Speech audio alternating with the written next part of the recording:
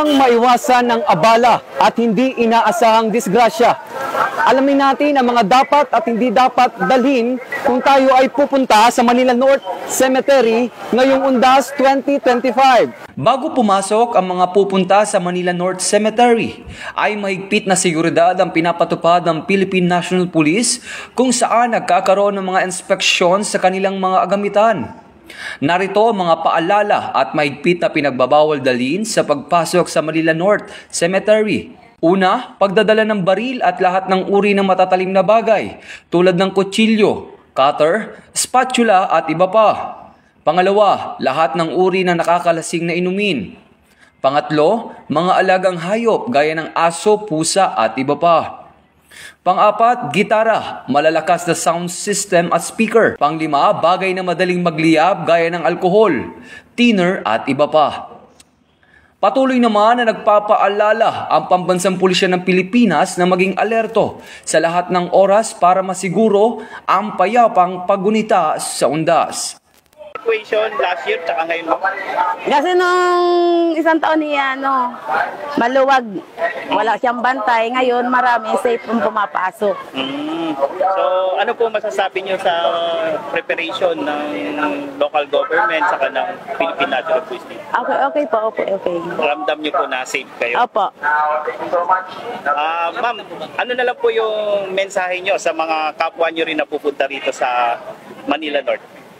Sana po lahat ng pumunta dito sa Manila North, sana yung mga patalim nyo, wala kayong mga dala. Tapos pag nasa loob kayo, safe naman kayo dito sa cemetery. Para lahat safe po? Opo. May pag-cooperate lang po? Opo.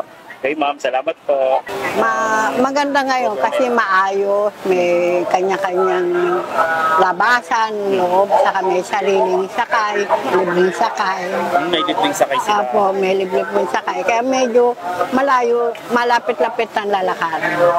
How about po dun sa PNP personnel ma'am, sa mga security dito? Ano po? Ayos naman, maano naman ang kanilang pag-aano sa mga tao. Feel na feel nyo kung safe kayo? Oo, safe. Mami, ano pa yung maihiling nyo para dun sa improvement ng ganitong sistema? Meron pa po ba? Siguro, wala na siguro na wag lang talaga yung masyadong kasi ngayon medyo maaga pa, kaya maluwag-luwag pa. Hindi ko lang alam sa bandang hapon o gabi, hindi natin masabi. Ano na lang po yung masasabi nyo pa sa pupunta rito sa Manila North? Maging maingat sila sa mandurukot, yung mga bata, ingatan, kailangan may tag yung bata na may pangalan para hindi sila mawala. Good morning po, ako po si Lieutenant Colonel Rexon Gonzales Layog, Station Commander ng Santa Cruz Police Station. Sa ngayon po, peaceful po ang ating North Cemetery.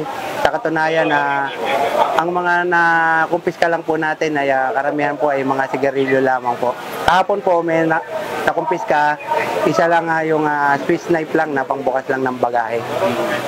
Ang nakadeploy po nating personnel ngayon ay 283 po at meron tayong 100 force multiplier na tumutulong sa atin. Dito sa Manila North Cemetery, ako ang inyong Police News Network Correspondent, Patrolman Edwin Baris, alagad ng batas, taga-taguyod ng Balitang Pulis.